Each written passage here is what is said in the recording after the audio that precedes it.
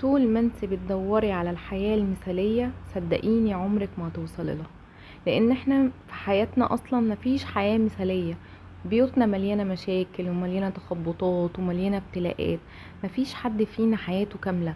لما تفتحي السوشيال ميديا وتلاقي واحدة بتنظف بيتها بطريقة ما تعجبكيش او بتعمل اكلة بطريقة ما تعجبكيش، بلاش تتريقي عليها او بلاش تكتبي لها كومنت ملوش لازمة.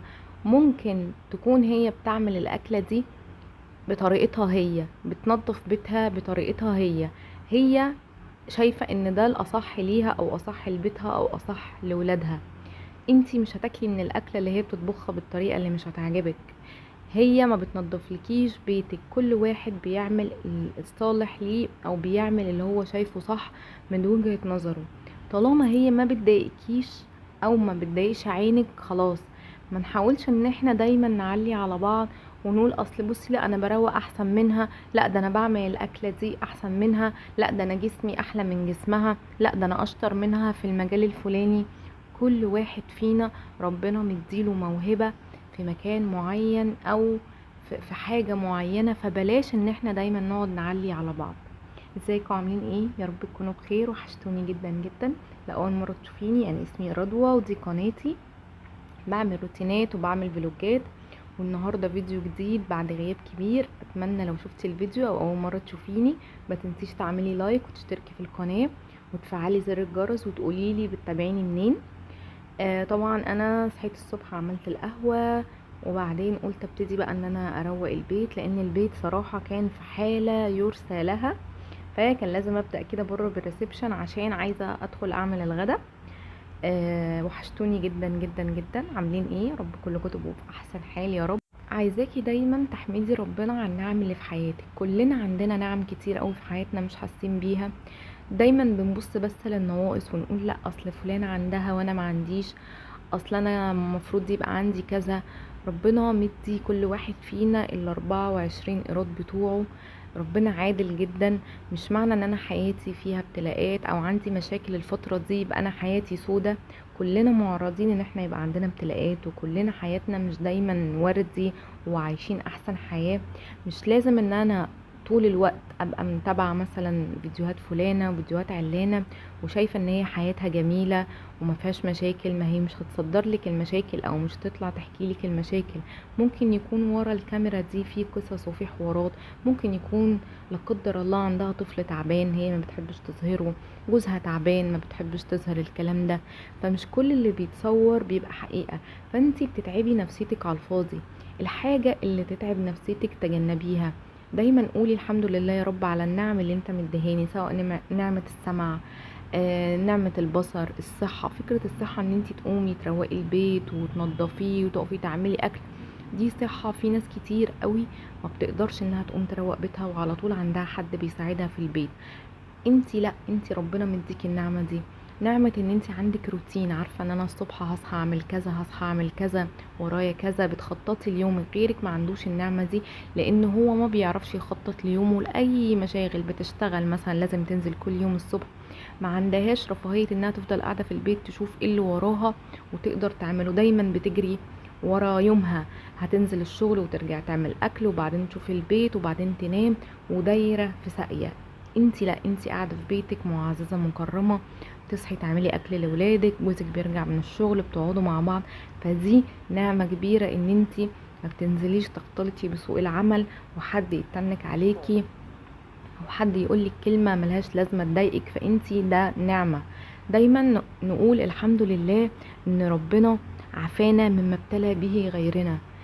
لو انتي مثلا بتشوفي واحدة مثلا على اي ابليكيشن، على التيك توك او على اي حاجة، طالعه بترقص او مشغله اغاني او بتعمل اي حاجه مش عاجباكي، اوعي تعيبي عليها واوعي تقولي ايه ده انا عمري في يوم ما هعمل زيها، ما انا عاب ابتلى. ودي حاجه انا شفتها بعيني وحاجه حصلت معايا انا شخصيا. دايما اي حاجه كنت بعيب عليها في حد كنت بعملها من غير قصد. فبطلت العاده دي ان انا اشوف حد بيعمل حاجه غلط واتريق عليه او اقول ايه ده هي بتعمل كده ليه. لا، دايما كنت بقول ربنا يهديها، ربنا يصلح لها حالها، اكيد عندها سبب، اكيد الشيطان غويها، اكيد هي دلوقتي في فتره مش اقرب حاجه لربنا. كلنا مقصرين في العبادات، وكلنا مقصرين في لبسنا. اغلبيتنا او 80% مننا مبقاش لابس الحجاب بشكل شرعي، ولا لابس لبس الحجاب بشكل صح. فدايما ما نقولش ايه ده ايه حجابها ده، لا ما تقلعيه احسن، ايه اللي شكل الحجاب ده، لا، نقول ربنا يهديها وتلبس الحجاب صح، ربنا يهديها وتقرب منه اكتر، ربنا ينزل السكينة على قلبها وتبتدي انها تقرب من ربنا قلبا وقالبا وكل حاجة. لازم نتعود ان احنا ندعي لبعض، بلاش فكرة ان احنا طول الوقت مستنين اخطاء لبعض وان احنا عايزين ننتقد بعض وخلاص. بلاش تبقي انتي ملتزمة بحجابك او منقبة او ايا كان، وبدل ما تدعي لغيرك او تشوفي واحده تقولي لها ربنا يهديكي مثلا، ربنا يخليكي تواظبي على الصلاه، اي دعوه تقولها ايه ده، هو ايه الصلاه اللي بالضوافر دي، هو ايه ده وانتي ما بتركعيهاش، هو ايه شعرك اللي طالع من الطرحه دي، ما تقلعيها احسن. انا نفسي كنت بسمع الكلام ده. انا دايما بقول يا جماعه انا مش محجبه، انا بني ادمه محتشمه. يعني بدل ما اسيب شعري، طب ما انا ممكن قادره ان انا اقلع الطرحه واسيب شعري والبس عادي نص كم او البس بكم عادي جدا. الحاجات دي سهله، الرجوع تاني للحجاب هو اللي صعب. لكن الحاجات دي دايما في عين البنات عموما بتبقى سهله. ممكن كلمه منك ان انت تقولي لها ما تقلعي الحجاب احسن، تقولك خلاص ما الناس كده كده شايفاني مش محجبه، طب ما اغطي شعري ليه، ما انا شعري حلو وشكلي حلو بشعري، ما اقلع الحجاب وخلاص. كلمه منك ممكن تهد الدنيا، وممكن تشيلي ذنبها يبقى في رقبتك ان انت بكلامك وصلتيها ان هي تعمل حاجه تغضب بيها ربنا. فدايما نحاول ان احنا لا نبص لغيرنا ولا ننتقد غيرنا. اي حاجه انت حاسه انها مش عاجباكي بس مش هتضرك مش هتأذيكي، خلاص ما تتكلميش فيها. لو انت ما عندكيش الاسلوب اللبق او الاسلوب الحلو اللي يخلي قدامك يقتنع بكلامك، فاهمين؟ وهنحاول على قد ما نقدر ان احنا ما نأذيش الناس بالكلام. احنا مش عايشين في الدنيا علشان نأذي حد، انت عايشة في الدنيا فترة وكلنا كده كده ماشيين. فنحاول الفترة اللي احنا عايشين فيها في الدنيا بنأدي رسالة فيها، سواء في بيتنا مع ولادنا، نحتسب كل ده لله علشان تاخدي اجرك كامل. ممكن بكلمة واحدة من اللي انت بتقوليها لأي حد ممكن ربنا ما يديكيش اجرك كامل، والله اعلم.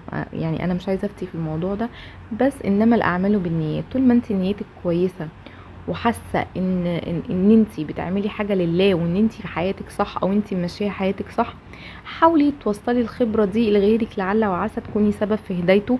بس ما تنتقديش انتقاد سلبي يخلي اللي قدامك يقول ما هي كده كده خربانه، انا مش هكمل في اللي انا فيه. انا هنا طبعا عشان انا خدتكم في الكلام، انا هنا كنت بروق الريسبشن بره زي ما قلت لكم، لاني كنت عايزه ادخل اعمل الغدا، لاني من اليوم ده صحيت متاخر، فكنت عايزه الملم بره بسرعه، والدنيا كانت متربه عشان البلكونه كنت سايباها مفتوحه من بالليل.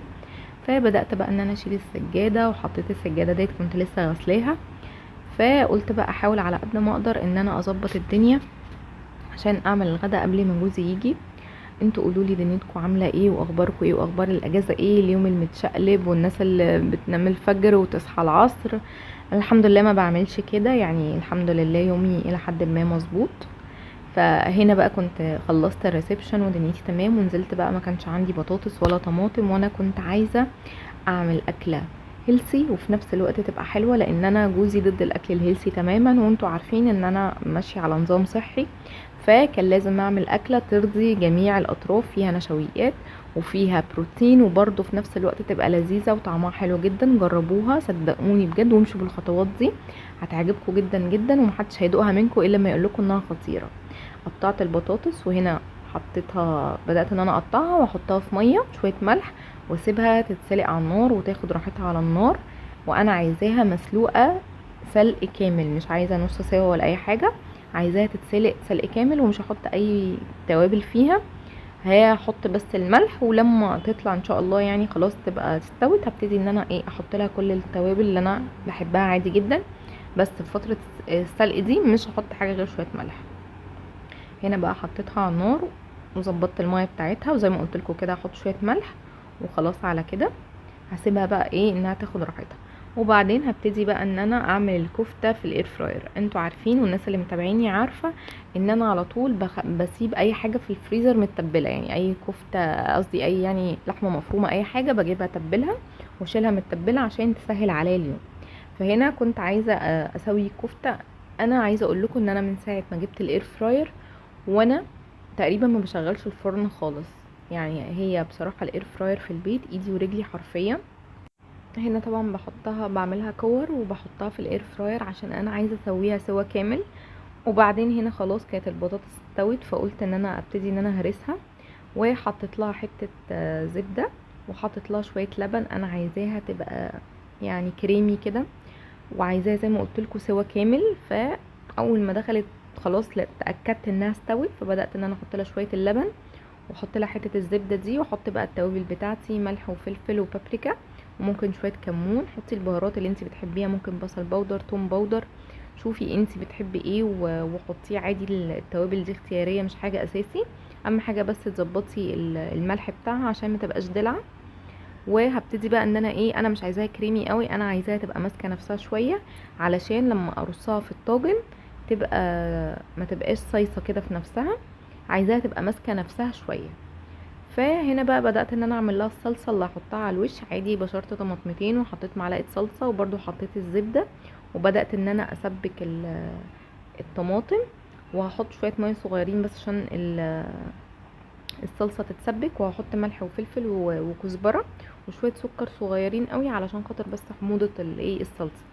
وهبتدي ان انا اسيبها تاخد تسبيكتها عادي جدا لحد ما اشوف الكفته استوت ولا لا، وابتدي ان انا ارص البطاطس والكفته والحاجات دي في الطاجن عشان ما تاخدش وقت. وعايزه اقول لكم ان الاكله دي سريعه جدا جدا جدا. ممكن ان انتي تاكليها بعيش، احنا صراحه كلناها بعيش، ممكن تعملي جنبها مكرونه، ممكن تعملي جنبها شويه رز عادي جدا، ممكن تخليها صنف جنب الاكل عادي جدا. بس انا حبيت ان احنا ناكلها بعيش لان انتوا عارفين الجو حر، والواحد اصلا مبقاش قادر يقف في المطبخ ويطبخ كتير بقى والكلام ده، فعايزين اكلات سريعه كده الواحد شقلب وقلب يعني.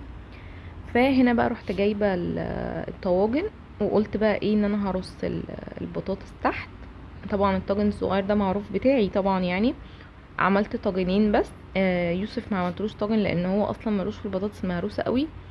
فبدات ان انا ارص الطواجن، احط يعني البطاطس في الطاجن وكده من تحت، وما دهنش الطاجن اي حاجه لان انا كده كده حاطه زبده في البطاطس. فالموضوع مش مستاهل ان انا كتر بقى دهون وحاجات. لازم نحاول ان احنا نقلل الدهون في الاكل علشان يبقى الاكل الى حد ما هيلثي، ما يبقاش مليان زيوت ودهون والحاجات دي. الحاجات دي مش صحيه اصلا. دول بقى هسيبهم ليوسف، احطهم له في طبق لوحده لان هو ما بيحبش الصلصه والحاجات دي. هنا بقى طبعا بصوا بقى خدت لون تحفه. عايزه اقول لكم الاير فراير خطيره، اللي ما جابش الاير فراير بصراحه فايته كتير. هنا هبتدي بقى ان انا ارصها على الوش. طبعا انا كنت ناسيه الصلصه خالص، المفروض ان انا احط الصلصه وبعدين ابتدي ان انا ارص الكفته، بس انا ما كانش عندي مشكله لان كده كده اصلا يعني انا كنت عايزه اخلي الكفته تاخد من طعم الصلصه، فما فرقش معايا. بس انا فعلا كنت هنا نسيت ان في صلصه اصلا يعني. فبدات هنا الطاجن التاني بقى اللي هو بتاعي ده، بدات ان انا ارص احط الصلصه يعني من تحت، وابتدي ان انا ارص الكفته من فوق، وهحطها بالطاجن كده في الاير فراير، واخليها ان هي تاخد وش برضو كده تتشمع يعني عشان يبقى طعمها حلو مع الصلصه والكلام ده. فعايزه اقول لكم ان الاكله دي هيلثي جدا. البطاطس اصلا نشويات معقده، والكفته بروتين، والصلصه احنا حاطين حته زبده صغيره. فعايزه تاكلي منها كلي مفيش مشكله. بس زي ما احنا متفقين اللي عندي على القناه التانية بنزل بقى وصفات هيلثي كتير والحاجات دي، هبقى اسيب لكم لينك القناه تحت. الاكله دي هيلثي جدا. طبعا هنا انا ما حطيتش لنفسي جبن لان انا مش يعني زي ما قلت لكم انا عايزاها هيلثي فمش عايزاها جبن، بس حطيت لجوزي بقى. ده بقى كان شكل الاكل في الاخر، وحطينا شويه مخلل. وبصوا بعد ما طلعت من الاير فراير بقى شكلها خطير. هو ده كان فيديو النهارده، يا رب يكون عجبكم. طبقوا الاكله دي صدقوني هتعجبكم. اشوفكم في فيديو جديد ان شاء الله.